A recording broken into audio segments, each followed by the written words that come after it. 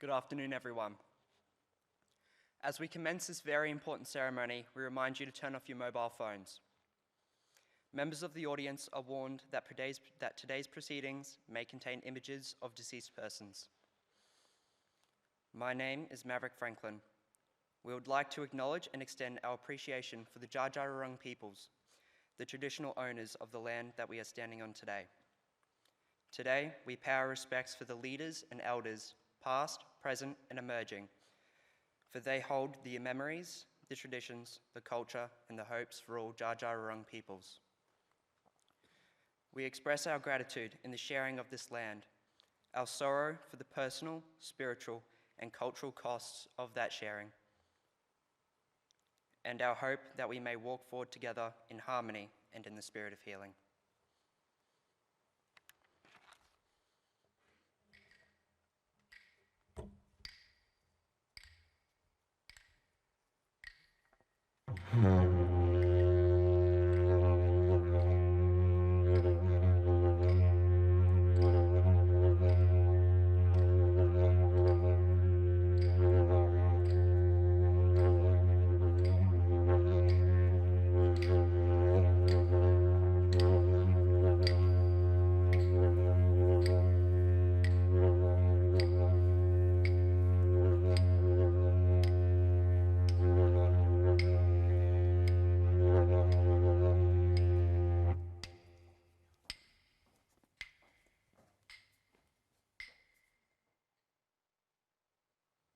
Thank you, Maverick, for that beautiful acknowledgement of country.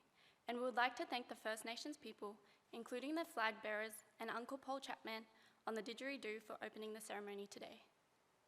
Distinguished guests, visitors, staff, and students, we are assembled here today to remember our past students and staff who gave their lives in the fight of freedom and peace. They gave so much for the sake of our future. We honor them today in the tradition of the Anzacs. We would like to welcome you all to our annual Anzac ceremony at Bendigo Senior Secondary College. The theme for this year's ceremony is peacekeeping, peace-making, and peace building. I am Lulu Wah, and together with our student ambassadors, Ed Wilkinson, Joshua Rankin, Nissa Wakefield, Bella Parks, Amy Jeffress, and Isabel Lovria, we will be your hosts for this Anzac ceremony. A special welcome to our guest speakers for today, Carl Churgwin, the president of the Bendigo RSL, Warrant Officer Glenn Ludman. Please also welcome our World War II veteran, Mr. Piers Grenfell, who is 100 years old, and present along with his family, Rosalie, Ray, and Loretta, who all attended Bendigo High.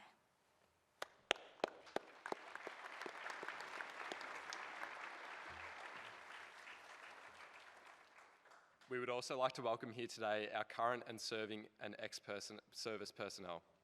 Welcome to our Mayor of Greater Bendigo, Andrea Metcalf, Youth Mayor Lily Carell and local councillors, Bendigo Senior Secondary College Council members and our members of Old Gold. We would also like to welcome today the Army Cadets from the 309 Army Cadet Unit Bendigo, along with our bugle player Rachel Hamilton and bagpiper Brenton Hayward. In addition, the members from the Department of Education and Training, including the Area Executive Director, Anne Caniff. Apologies have been received from the Department of Education and Training Regional Director, Angela Singh, Koori Engagement Support Leader, Kerry Douglas, and some members of the City of Greater Bendigo councillors and Bendigo Senior Secondary College councillors, who also extend their apologies. This is one of the most important days on our college calendar. It gives us all an opportunity to join together as a college community to thank and remember all the service men and women who have served this great country and given us the freedom and lifestyle we have been accustomed to. Today, we remember our servicemen and women, not only of the past, but those who have continued to serve our country or have died or been disabled in recent conflicts such as Afghanistan and Iraq. For those who would like to, we will now invite guests, staff, and students to stand for the New Zealand and Australian national anthems. The New Zealand anthem will be performed by Ella Honey and the Australian anthem by Alice McKellar, both accompanied by Harvey Jenkins Taylor.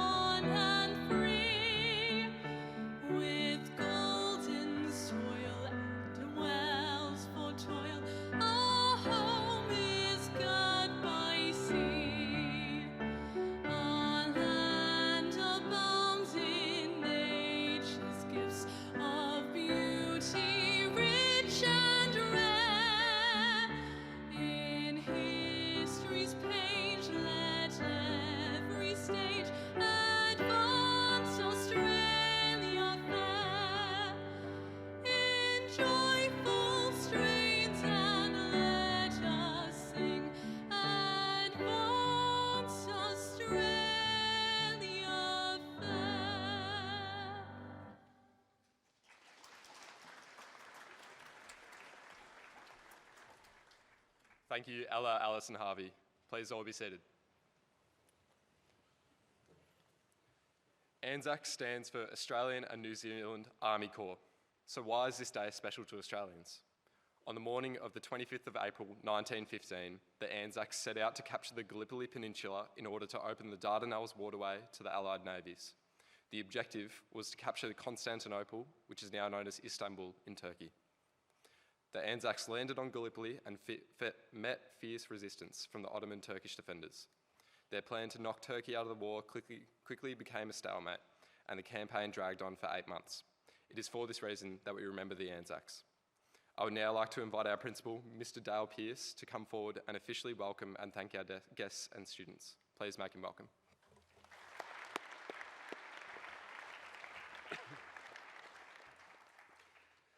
Thank you. Welcome everyone, and I'd particularly like to welcome our former students and representatives of the armed services who are here with us today. Before I move into the main part of my speech, I also want to thank everybody who's been involved in the organisation and presentation of today's ceremony, and in particular, thank you to Uncle Paul, to our First Nations students, to community members and others who provided the cultural welcome to today's event. I'd like to thank our musicians, you'll hear some more from them, and our music staff as well, Jackie and Ash, for their work in preparing students for today. All of our students involved as performers and presenters, thank you to you, as well of course as the staff, particularly Anne-Marie Burgess, who have organised today's ceremony. If my maths is right, I think it is, tomorrow represents the 109th anniversary of the landing of the Australian and New Zealand Army Corps at Gallipoli, which represented the first engagement of Australian troops in the Great War, or the First World War as we've come to know it. The war had a great effect on this school. 6 months after the war concluded, the school unveiled its honour roll from the Great War, listing the names of 160 staff and former students who had served in the war, 26 of whom had died. Some were no older than most of you sitting out here today. That honour board is on display in the rear wall of James King Hall. On the other side of the rear wall of James King Hall is the honour roll of the 3 schools, St Andrews College, Corporate High School and Sandhurst Grammar School, that combined to form this school. And that honour board lists the names of a further 307 former students, 65 of whom died in the service of their country in the same war. And between those 2 honour boards sits the boards listing the name of the former students who served in the Second World War, 360 names in total, including 37 who died. And I encourage every one of the students here today that when you are next in James King Hall, to cast your eyes over those honour boards and to reflect on the stories behind those names, the losses and the sacrifices of their families and their role in the history of this school. Of course, it's not just Gallipoli we remember on this day, and nor even is it just the First World War. We thank and recognise those who served and continue to serve in various theatres of war and in peacekeeping missions around the world. Anzac Day is a day for all Australians, regardless of religion, racial background or even place of birth. And it should be a day that unites us as a nation above our petty differences and the prejudices that we see around us all too often. It's a day to commemorate the bravery and self-sacrifice of past and present generations, and to acknowledge the selflessness of all those who have been prepared to put their lives at risk so that Australia can be a place of freedom for all. Thank you again for being here today. I hope that tomorrow many of you will take the time to attend an Anzac Day service in Bendigo or anywhere, I guess in central Bendigo or anywhere across our city, and that in doing so you reflect on the way of life we all enjoy because of the service of others. It's my great pleasure to hand you across to Isabel, who will take proceedings forward from here. Thank you, everyone.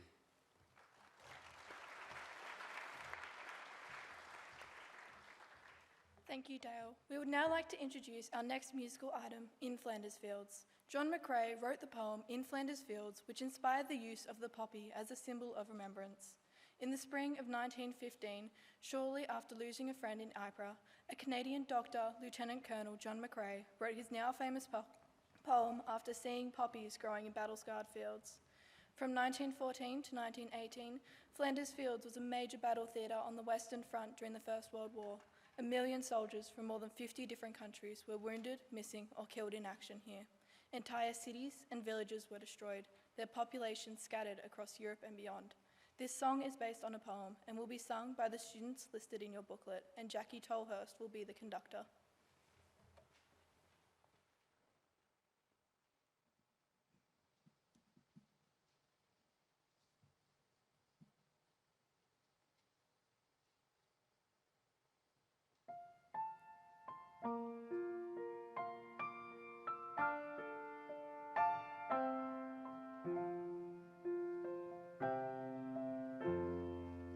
In Flanders fields the poppies blow, between the crosses row on row that mark our place, and in the sky the lark still bravely singing fly. Scarce heard amid the guns below, we are the dead, choice days ago. We lived, felt on, saw sunset glow, loved and were loved, and now we lie in Flanders fields, in Flanders fields, and now we lie in Flanders fields. Take up your quarrel with the foe. To you from failing hands we throw. The torch be yours to hold it high.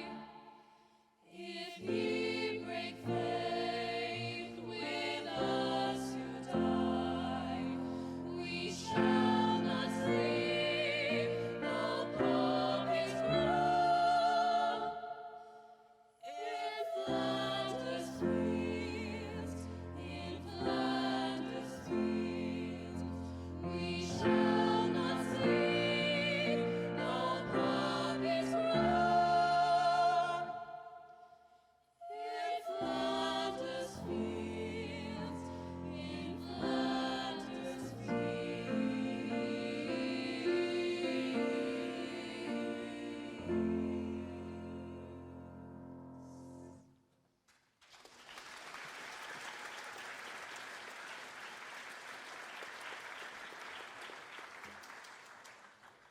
Thank you for that wonderful performance. I would like to introduce the President of the Bendigo RSL, Mr. Glenn Ludeman. Warrant Officer Class 2 Glenn Ludeman was born in Bendigo and brought up in Kamaruka, north of Bendigo on the family farm. He joined the Australian Army in 1991. His operational services include Bougainville, Papua New Guinea, East Timor, Timor-Leste, and multiple tours of Afghanistan. He served during the Victorian bushfires in 2020, conducting evacuations and operating an evacuation centre.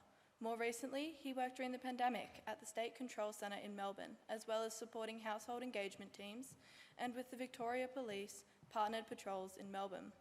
His current position is the Company Sergeant Major for Charlie Company 8th 7th Battalion, Royal Victoria Regiment. Warrant Officer Ludeman has been awarded a Commanding Officer Commendation, a Soldier's Medallion for Exemplary Service, an Australia Day Medallion, and 2 Divisional Commendations for his Australian Defence Force service. In his civilian career, he is a secondary teacher at Bendigo South East College, where he is Head of Technologies, STEM and VET, and is our VET Automotive Teacher at BSSC. He is past President and Paul Harris Fellow with the Rotary Club of Kangaroo Flat, a member of the Bendigo City Lodge, volunteers as a Justice of the Peace, and the President of the Bendigo District RSL. Glenn is married to Christine and has 3 children. There are occasions when he sometimes sleeps. Please make Warrant Officer Mr. Glenn Ludeman welcome.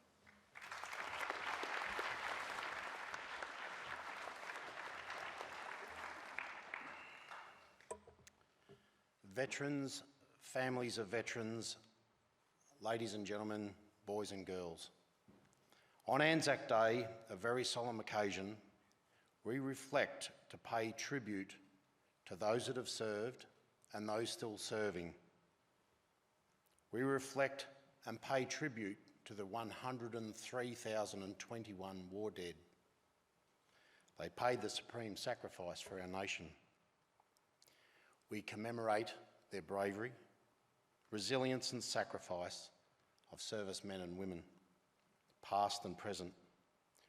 We remember those who fought on distant shores, who endured unimaginable hardships, who made the ultimate sacrifice to protect the values we hold dear.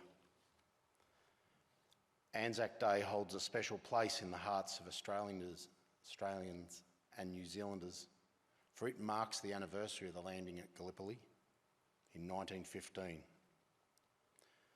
On that faithful day, our nations came together in a spirit of camaraderie and courage, forging the Anzac legend that continues to inspire us today. But Anzac Day is not just about the events of one day or one battle.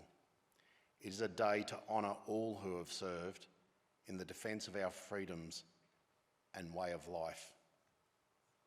I would like to pay tribute to fellow veterans here today. I would like to also pay my respects to students who have family members and relatives who have served. As part of a defence family, they have supported our service personnel through their deployments and beyond. Their sacrifice and unwavering support must never be forgotten, for they too have borne the burden of service. I invite you all to buy a badge, an Anzac Day Appeals badge, to donate to our welfare fund. Please wear your Anzac Day badge and wear it with pride, knowing that it helps veterans and their dependents. Some are homeless, some veterans are really struggling day to day, and some veterans contemplate totally giving up. It is a fundraiser that allows us to give financial hardship support, accommodation, food to those veterans and their dependents who have given so much of themselves, lest we forget.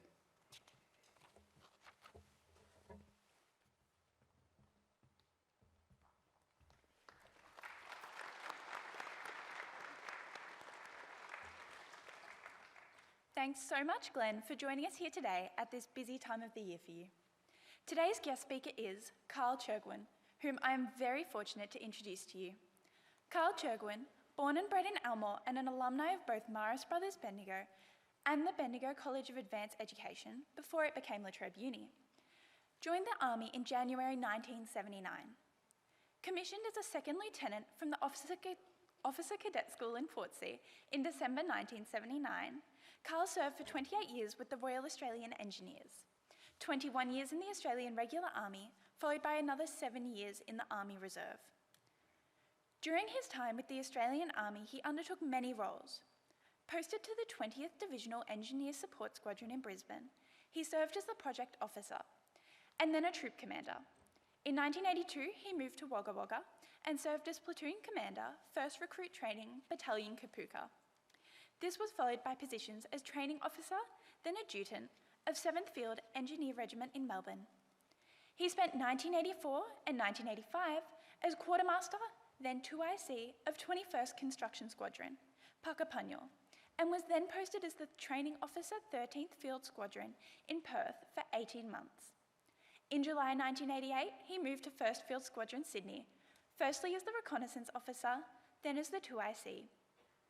1990, he became Officer Commanding, Combat Engineering Wing of the School of Military Engineering, Sydney, for 2 years. Then, in 1992, Carl became the Staff Officer Material, Australian Defence Staff Management Team, in Port Moresby, Papua New Guinea, and served there until the end of 1994. 1995, he returned to Melbourne to become the Career Advisor Engineers at the Soldier Career Management Agency. This was followed by appointment as the 2IC 22nd Construction Regiment in Melbourne.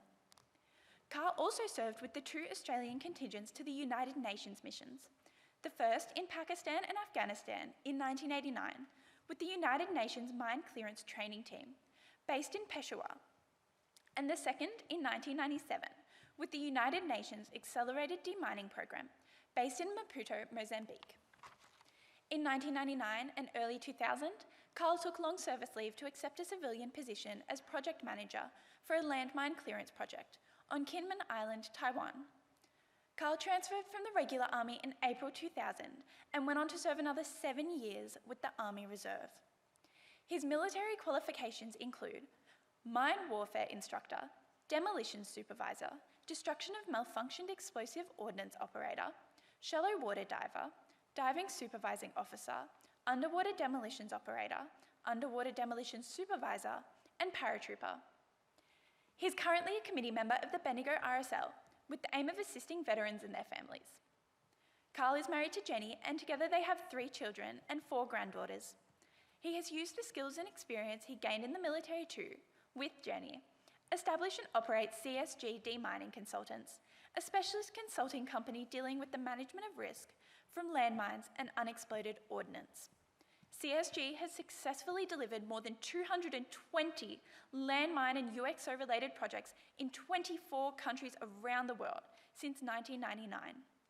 Carl has provided landmine and UXO consulting support to the United Nations, the European Union, the World Bank, and Asian Development Bank for a number of years, and is currently a UXO consultant to the Department of Defence and is a technical advisor to the Department of Foreign Affairs and Trade. Please welcome Mr. Carl Chergwin, MBA, Bachelor of Economics, and member of the Institute of Explosive Engineers.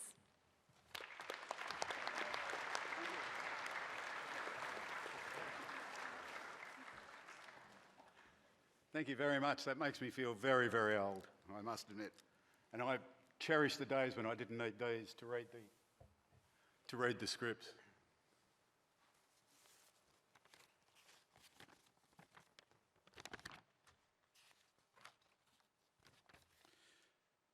Good afternoon, ladies and gentlemen. Thank you very much for this very kind offer of asking me to speak to you briefly about Anzac Day, but specifically about the aspect of of peacekeeping, peacemaking and peace-building operations.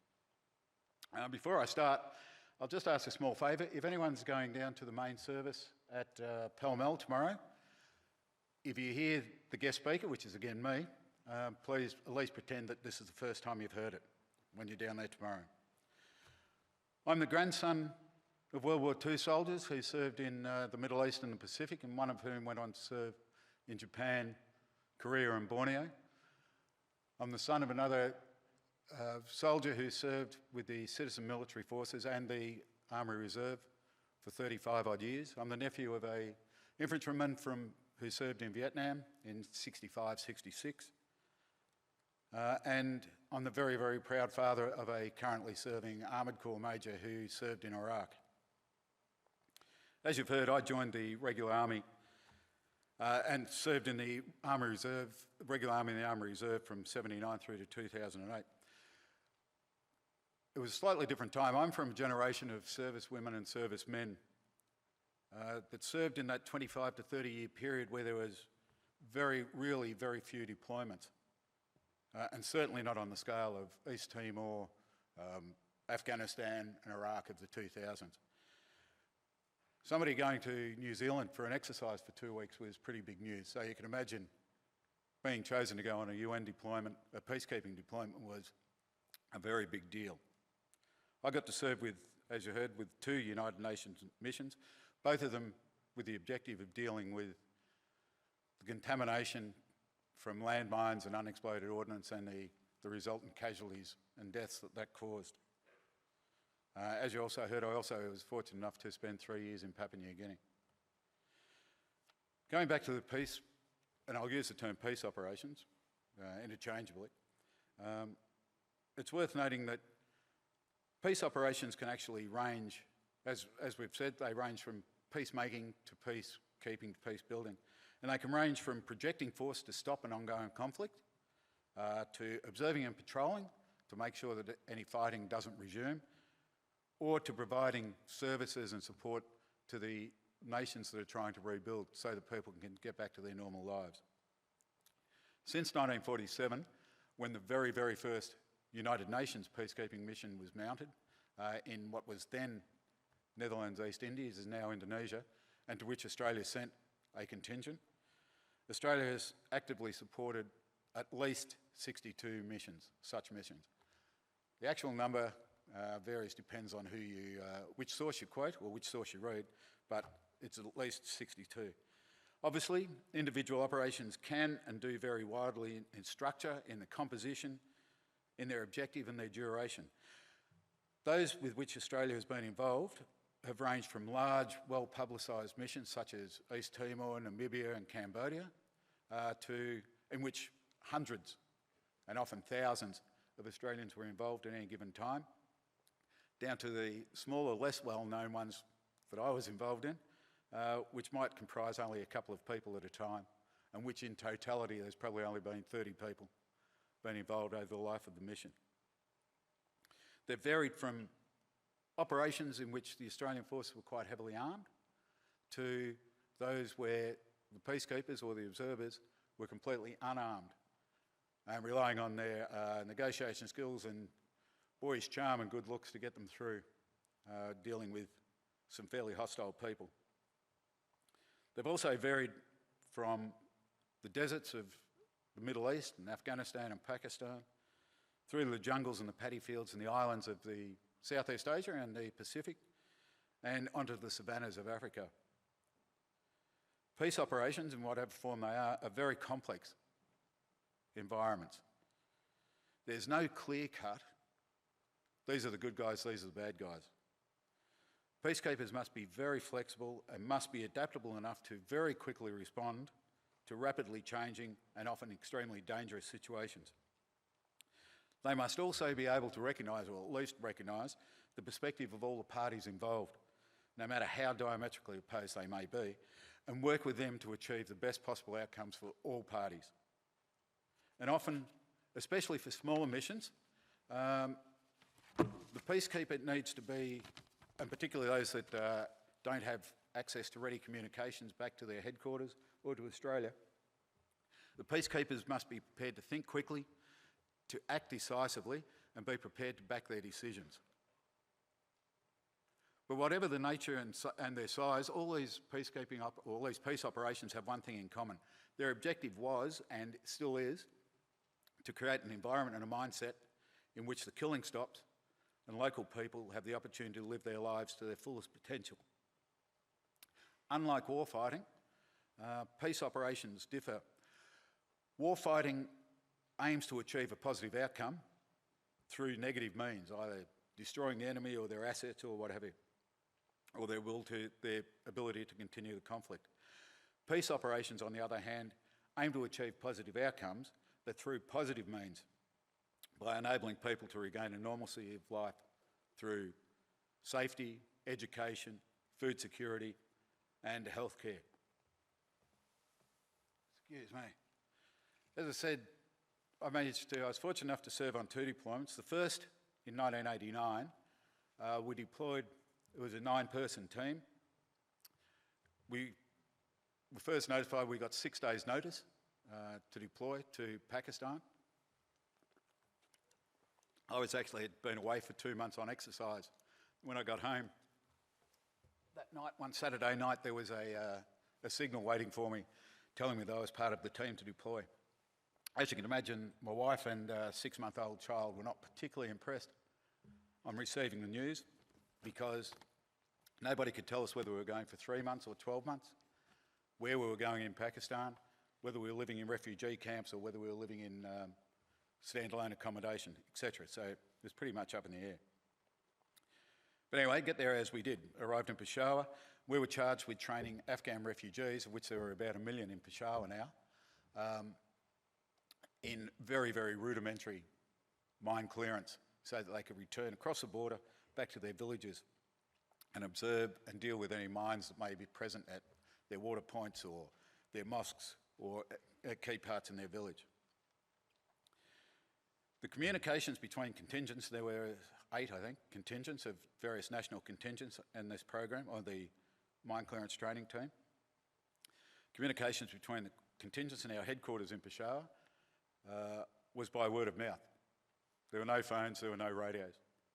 And communications with Australia consisted of me spending 3 hours each way, once a week, driving down to the Australian High Commission in Islamabad and sending a situation report back to Army headquarters in Canberra and picking up any information they may have for us. The second deployment was as the commander of the 6th Australian contingent to the United Nations Accelerated Demining Program in Mozambique. Commander of 6th Australian Contingent sounds as a pretty impressive title. Not quite as impressive when you realise that the contingent comprised myself and 1 warrant officer, and there were only 5 of us in all nations. Though we were advising a 500-person team and acting as technical advisors to them so that they could clear landmines, which had been laid around a lot of villages, water points, river crossings, and key track junctions in what had been a very, very dirty and very bloody civil war. Communications with Australia had much improved compared to our first deployment. This time we even had radios in our vehicles. We had access, well, sometimes, to a fax machine in our headquarters. And the Army, in their unbridled generosity and enthusiasm, allowed myself and my offsider each a 3-minute free phone call to Australia each week so we could communicate with our families. To date, more than 37,500 service women and men, police, and some civilians have accepted the challenge of peace operations. Unfortunately, during that time, 16 have died, mostly due to accident or illness, but at least 2 were due to encountering landmines. The number doesn't seem great, but it is. It's very sobering to stop at a small memorial south of Tyre in southern Lebanon, just near the Israeli border, as I did a couple of years ago, and look at the names of the 260 peacekeepers of various nations that have been killed in that very, very small piece of the Middle East. It's also sobering to consider 2 years before I arrived in Mozambique, there was 27 UN personnel killed, mainly from landmines and booby traps. It gives you some understanding that peace operations, of whatever their form, are not all rainbows and unicorns. And as Glenn mentioned earlier, what of the families of the people who deployed on these operations?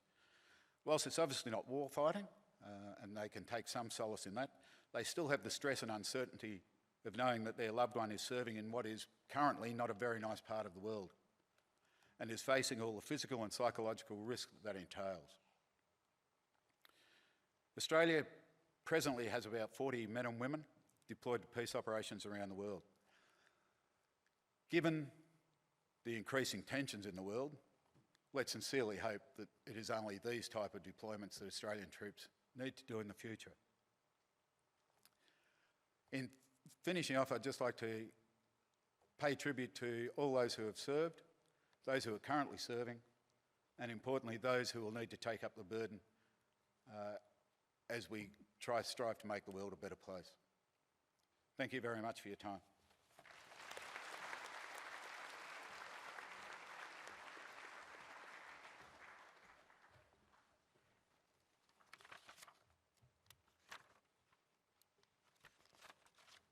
Thank you, Carl, for sharing your stories, including the amazing work you do. Peace cannot be taken for granted, especially with the conflicts around the world today.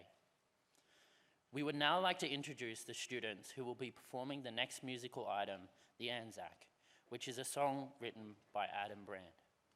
You will be able to see the words to this beautiful song during the performance.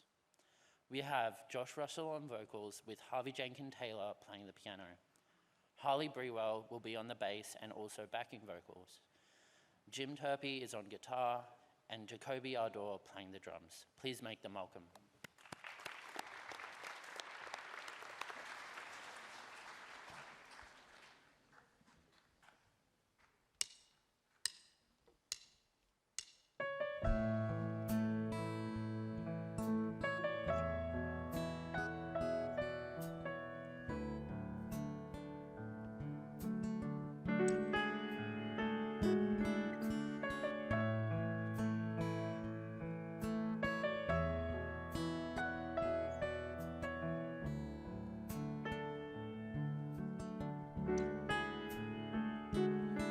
1914 began. He was working on the land with his mum and dad.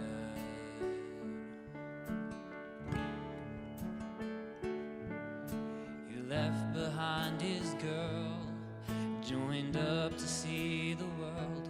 It made his mother sad.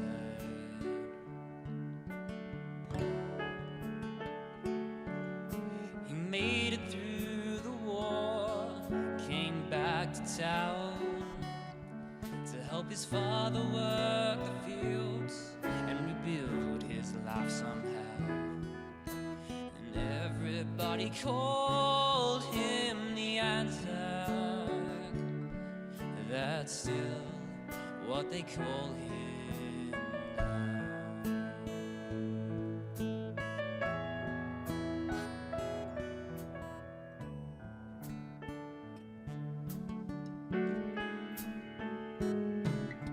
He set his mind to stay when his father passed away and the rivers ran dry. He said, I'll take care of your mum. I've fought before and won. We can win this fight.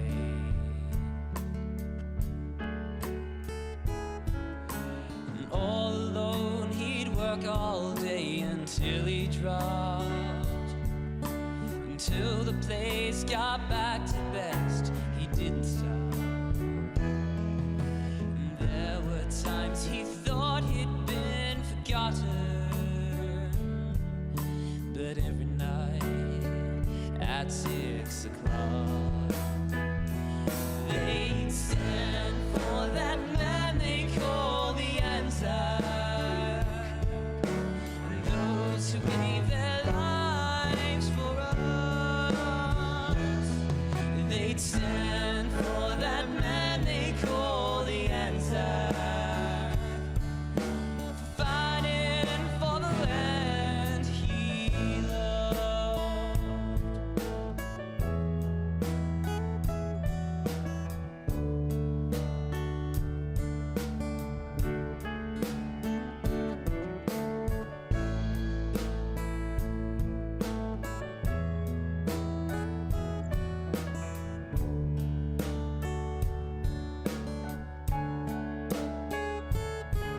At the same time every year we all remember them. At the crack of dawn we stand as one for all our fallen friends. So drink to that man we call the Anzac. We will remember him. So stand for that man we call the Anzac, and those who gave their lives for us. They'd stand for that man we call the Anzac, for fighting for the land we love. So stand for that man we call the Anzac, for fighting for the land we love. We will remember them.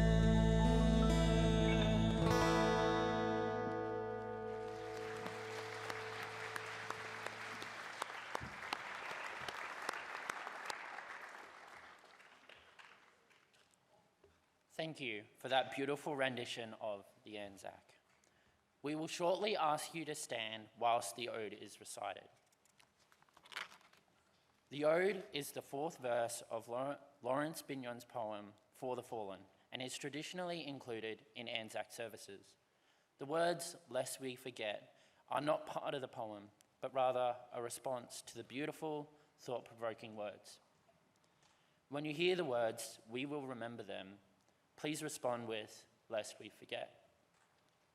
The last post is the trumpet or bugle call sounded in barracks and other military installations at 10 p.m. each night to mark the end of the day's activities. It is also sounded at military funerals and commemorative services to indicate that the soldier's day has drawn to a close. Rachel Hamilton will play the last post at our ceremony today. Silence for 1 minute is included in the Anzac ceremony as a sign of respect. It offers a time for reflection on the significance of the ceremony. We ask you to observe silence during this time. Observation of the minute's silence first occurred in Adelaide at 9 a.m. in 1916 on the first anniversary of the landing on Gallipoli. After 1 minute's silence, the flag is raised from half-mast to the masthead as the rouse is sounded. When the rouse begins, we ask that you raise your head and look towards the stage for the raising of the flag. Traditionally, the rouse called the soldiers to arise, ready to fight another day. For those who would like to, we now invite you all to please stand while the ode is recited.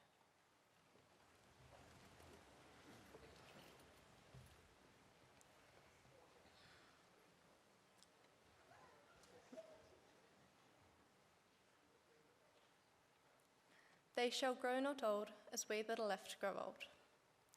Age shall not weary them, nor the years condemn. At the going down of the sun, and in the morning, we will remember them, lest we forget.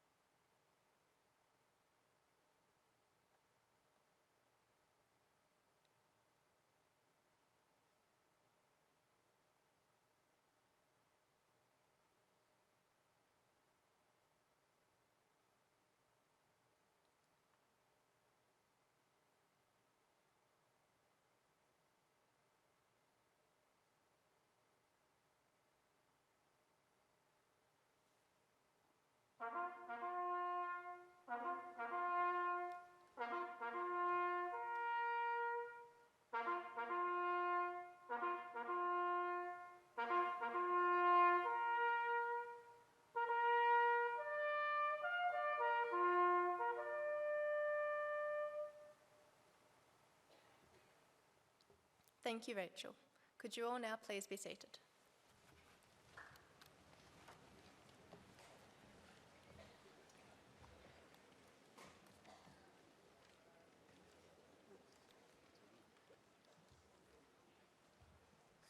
We now give thanks to all who have served and continue to serve this great country of ours.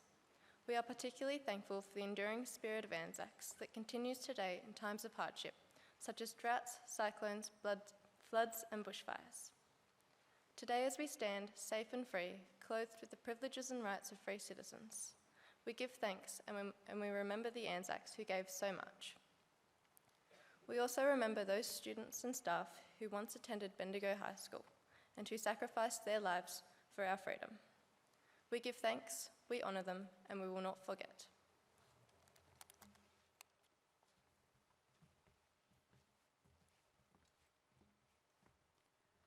World War I impacted heavily on the school community, and it was later said the victory has been dearly bought, and the bitter price paid by our oldest Bendigo families for the boon of liberty.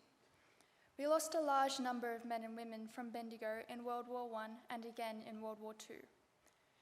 In 1942, the Men's Auxiliary dug trenches around the school ground for the protection of the students and staff.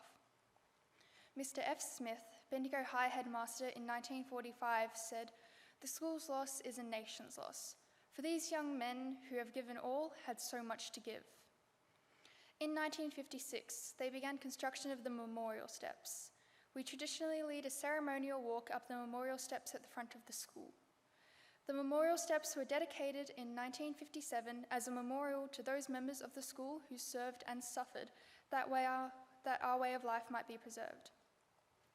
It is a tradition of the college that each year the student body walks up the steps as a gesture of respect in commemoration for the fallen.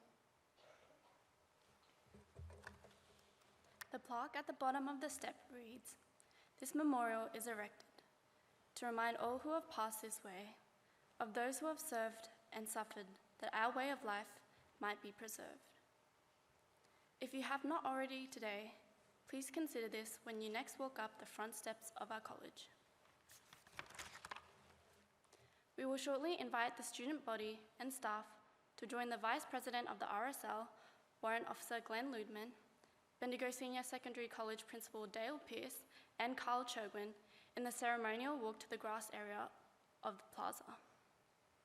We would like to thank our veterans and special guests for their attendance here today and invite them to our student leadership member for a light luncheon upstairs shortly. Thank you to the Piper, Mr. Brenton Haywood, along with our cadets who will lead the ceremonial walk. We would also like to thank the music staff, Ash Bird, Steve Briggs, Jackie Tollist, and the 2024 music students for their wonderful performances here today. Brenton will lead the procession to the plaza area where the wreaths will be laid. As you leave the theatre, the names of the veterans who lost their lives in World War II for country from Bendigo will be shown on the screen. We ask that the students seated in the theatre remain seated, reflecting on the names that will appear on the screen until veterans and guests leave for the procession and follow promptly once distinguished guests have exited the theatre. Students will be directed by a staff member when it is time for your area to exit. Special guests who are unable to make this walk today, please remain seated and a student member will direct you to the upstairs area of the theatre for a light lunch. Thank you all for your attendance and participation in this important ceremony today. Lest we forget.